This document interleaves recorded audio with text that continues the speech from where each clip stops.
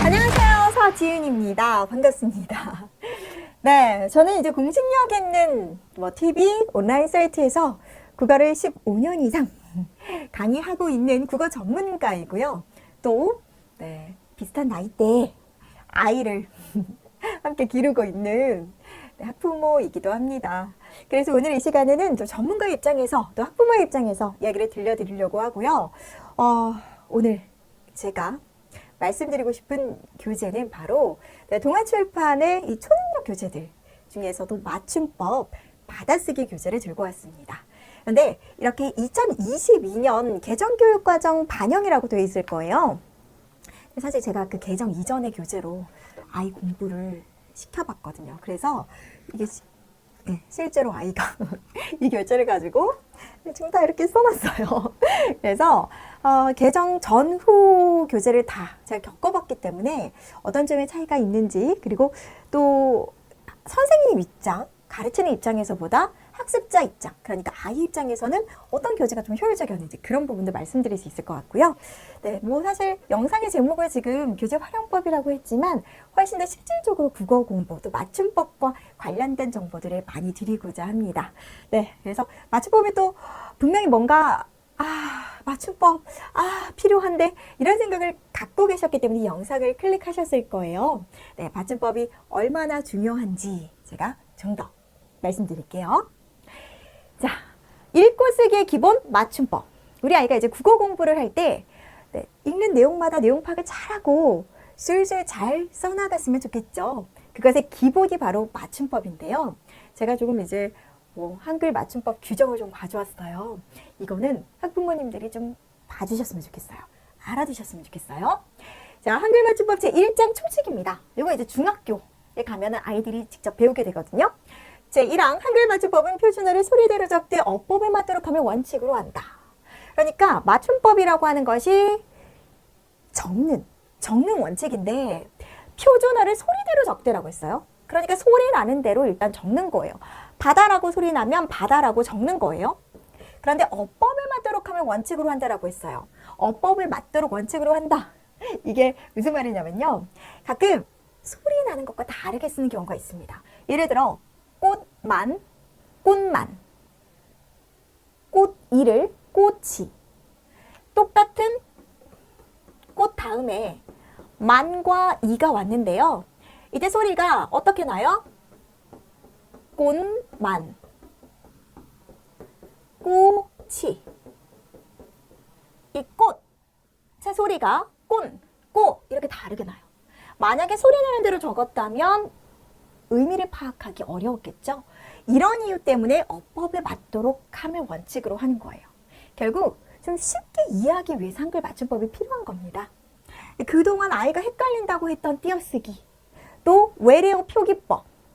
외래어 표기법도 정해져 있어요. 외국어는 아무렇게나 써도 돼. 아니고요.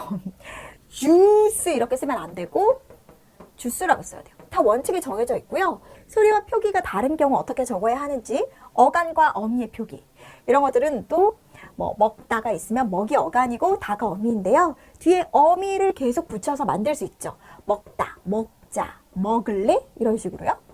이때 표기들을 어떻게 해야 할지, 또 반드시,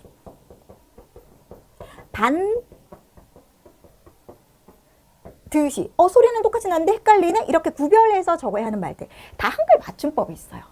그러니까 아이도 헷갈리고 어른도 헷갈렸던 그러한 내용들이 다 결국 맞춤법이었던 겁니다. 네, 이걸 알려드리려고 제가 좀 이렇게 처음부터 좀 이게 뭐야?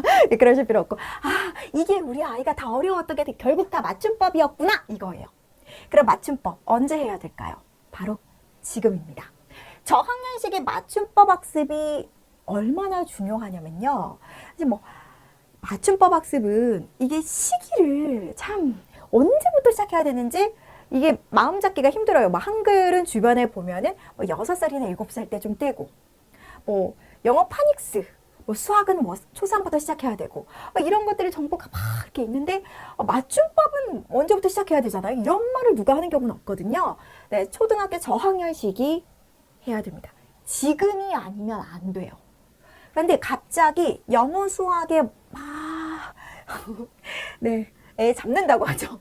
그렇게 온 힘을 다 기울였더니 국어가 부족한 거예요. 국어가 부족하냐고 봤더니 결국 맞춤법이 엉망인 거예요. 맞춤법 어떻게 해야지? 그러고 나서 마음이 좀 조급하니까 국어는 책을만 읽어야 된대. 기본기가 빠진 독서. 또 책만 읽혔더니 아니 얘가 한 줄도 쓰기 힘들어하네. 일단 논술학원 보내서 쓰게 해야겠다. 그런데 막상 글의 내용을 보면 자신의 생각이 아닌 모범 답안을 베껴오는 글쓰기들. 아무 의미가 없죠. 그리고 이제 조급해서 하는 공부들은 암기식이 많아요. 암기식은 그만큼 휘발성이 높아요. 금방 까먹는다는 뜻이에요. 잊어버립니다. 그러면 이런 것들이 결국 아무 의미가 없어져요. 시간 낭비가 된단 말이에요. 그럼 지금 어떻게 해야 될까요? 조급해서 이런 거 하지 마시고 탄탄한 맞춤법. 탄탄한 맞춤법. 그러니까 독해의 심화 독해를 이끌 수 있는 기본기. 글쓰기를 정확하게 해낼 수 있는 그 기본. 그리고 금방 잊어버리는 휘발성이 아닌 탄탄한, 언제든 내 것으로 튀어나올 수 있는 그 내 것.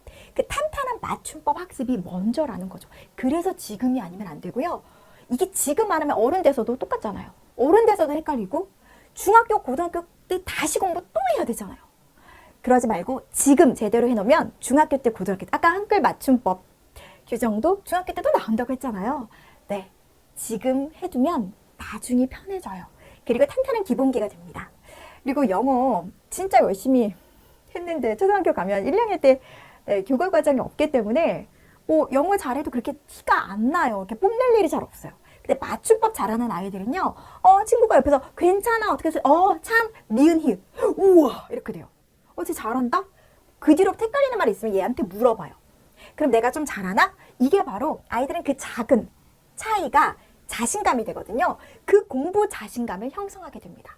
공부에 있어서 자신감이 얼마나 중요한지는 아실 거예요. 자, 그럼 학부모님들 이제 고민 해결해 드릴게요. 근데 이 엄마표에 관심이 많은 학부모님들은 엄마가 막 공부를 하려고 그래요. 애가 공부할 때 나 문제집 하나 더 사서 나 옆에서 같이 풀어요. 애 공부할 때 옆에서 내가 지켜보고 있어요. 근데 엄마가 공부하는 게 아니라요. 엄마는 방향만 제시해주면 돼요. 여기 먼저 읽어드릴게요. 파란색 부분이요. 엄마표 학습은 엄마가 하는 공부가 아니라 엄마가 방향만 제시하는 공부입니다. 그럼 어떻게 아이의 인식을 바꿔줘야 하냐면 맞춤법을 대하는 태도를 바꿔줘야 돼요. 모르는 게 있으면 엄마가 엄마도 헷갈리네? 당황하고 그럴 필요 없이 엄마가 너 모르니? 찾아봐.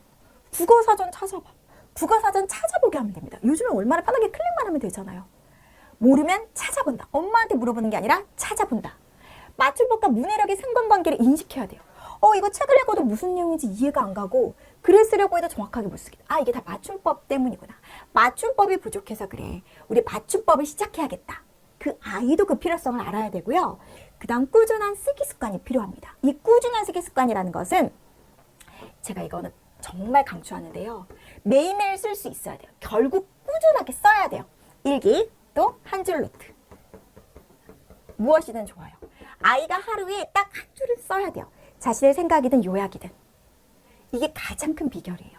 정확하게 쓰려면 맞춤법에 맞게 쓰는 거죠. 이따가 교재 활용 방법과 관련해서도 한 번 더 알려드릴게요. 또 언어를 이중생활이 아닌 일상생활에서도 적용해야 됩니다. 공부해놓고 일상생활에서는 마음대로 표현하면 안 되겠죠? 네, 일상생활에서도 공부한 내용을 적용해서 정확하게 표현할 수 있게끔 해야겠습니다. 자, 이제 엄마가 스트레스 받을 필요 없어요. 엄마가 선생님이 막 되려고 하실 필요 없습니다. 좋은 교재 충분히 활용하시면 되고 아이가 노력하게 해야 돼요. 아시겠죠? 자, 그럼 이제 초능력 맞춤법 받아쓰기 교재가 도와드립니다. 자, 교재 분석과 장점을 소개해 드릴 텐데요. 제가 이전 교재도 가지고 있다고 했잖아요. 근데 이전 교재도 너무 좋은데 사실 분량이 너무 많았어요. 그래서 애가 하다가 엄마 우리 이 책 언제 끝나요? 그랬어요. 근데 훨씬 이번에 개정된 그 교육과정을 반영하면서 1학년 1학기 학기별로 이제 나눠지면서 분량이 훨씬 더 꼭 필요한 내용만 담겨 있어요. 근데 제가 사실 선생님 입장에서는 애들한테 더 많이 시켜주고 싶었는데 아이 입장을 보니까 아이가 이 한 권을 끝낸다는 성취감이 이 분량에서 얼마나 중요한 요소인지 알게 됐어요. 그래서 이번에 개정된 교재는요, 이 분량에 있어서 성취감을 줄 수 있는 최적의 분량이고요. 또 저는 선생님 입장이다 보니까 문장을 봐요. 이 교재에 사용된 문장, 어휘들이 그냥 내가 봤을 때 좋은 문장인데, 즉 교과서와 연계되고 또 자주 아이들의 시험에 나오고 꼭 문장과 또 글쓰기를 할 때 필요한, 꼭 필요한 것들인지 이것들을 제가 보거든요. 그런 면에 있어서 100점이에요. 교육과정과 연계된 문장과 낱말들 산정. 또 시각적인 요소들은 아이들에게 중요하죠. 근데 그림, 제가 일부러 뭐 교재 이미지를 넣진 않았어요. 왜냐하면 교재 이미지는 교재를 실물로 보셨으면 좋겠어서요. 네, 이 아이들에게 시각적인 요소가 그림을 통해서 충분히 있고 또 QR코드가 있어요. 이 QR코드도 엄마가 찍어주지 마세요. 제가 계속 강조하는 건 아이가 할 수 있게 해주세요. QR코드 핸드폰 요즘 애들 잘 써요. 사진도 잘 찍잖아요. QR코드 눌러서 발음 정확하게 듣게 해주세요. 스스로 정확한 학습을 할 수 있게끔 도와주는 요소들입니다. 자, 그럼 가정에서 이렇게 지도해 주세요. 분량을 물론 1일 하면은 지금 딱 2쪽 있는데 이렇게 정해두지 마시고 하루에 한쪽 이상만 하자. 오늘 컨디션 좋다. 저는 오늘 내 쪽 할 수 있을 것 같아. 좋아. 오늘은 한쪽만 할래요. 좋아. 개인차가 충분히 있더라고요. 어떤 아이들은 하루에 2장, 3장도 거뜬히 하는 애가 있고 한쪽도 힘들어하는 애들이 있어요. 그래서 저는 2쪽이라고 딱 정하지 않고요. 개인차가 있기 때문에 한쪽 이상. 그 대신 이거요. 공부한 낱말은 반드시 하루 한 줄 문장을 만들어서 내 걸로 만들어야 돼요. 내 거. 공부한 건 내 거가 돼야지 이게 날아가 버리면 안 되거든요. 그러려면 써야 됩니다. 결국 쓰는 연습은 오늘 이만큼 한 편이 글을 썼다고 끝나는 게 아니라 매일매일 하루 한 줄이 중요해요. 그래서 저는 일기를 권하는데 일기가 힘들다. 그러면 그냥 한 줄 글쓰기라도 오늘 배운 맞춤법 교재에 있던 낱말을 넣어서 한 줄 문장 만들기 이거라도 꼭 하셔야 되고요. 그 다음에 QR코드로 정확한 발음을 익히는데 이건 따라해야 돼요. 아이가 스스로 따라서 읽어야 돼요. 읽는 것도 매우 큰 도움이 돼요. 따라서 읽어야 돼요. 정확한 발음을 익힐 수 있게. 그리고 뒤에 이제 확인하면서 받아쓰기 부분도 있는데 그 부분도 엄마가 불러주지 마세요. 엄마가 하면 진짜 시험 같아요. 아이가 직접 QR코드 듣고 그리고 자연스럽게 쓸 수 있게끔 안내만 해주시면 됩니다. QR코드가 너무 잘 돼 있어요. 자, 결국 계속 말씀드리는 게 아이가 스스로 할 수 있게. 그리고 공부 환경도 엄마 눈에 보이게 공부하려고 계속 그렇게 두지 마시고요. 정말 오히려 공부 환경을 딱 만들어 주시고 공부할 때는 혼자 방에 들어가서 이 시간 안에 딱 끝내고 나올 수 있게 아이 스스로 아이만의 공간에서 아이가 스스로 끝낼 수 있는 그 기쁨을 누리게 해주세요. 네, 오늘 이렇게 저는 사실은 큰 틀에서 국어 공부를 위해 가장 중요한 이 맞춤법을 엄마의 스트레스가 아닌 좋은 교재를 활용해서 그 고민을 해결했으면 하는 마음에 좀 적극적으로 말씀을 좀 드렸는데요. 이 국어 공부가 흔들리면 가장 중요한 정보의 접근성이 부족해집니다. 그러고 나면 학습 격차가 커질 수밖에 없어요. 모든 학습 영역에서요. 결국엔 국어가 발목 잡더라 라는 말이 여기서 나오거든요. 네, 지금입니다. 더 늦으면 안 되고요. 지금 시작해 주세요. 지금까지 열심히 들어주셔서 감사합니다. 서지은이었습니다.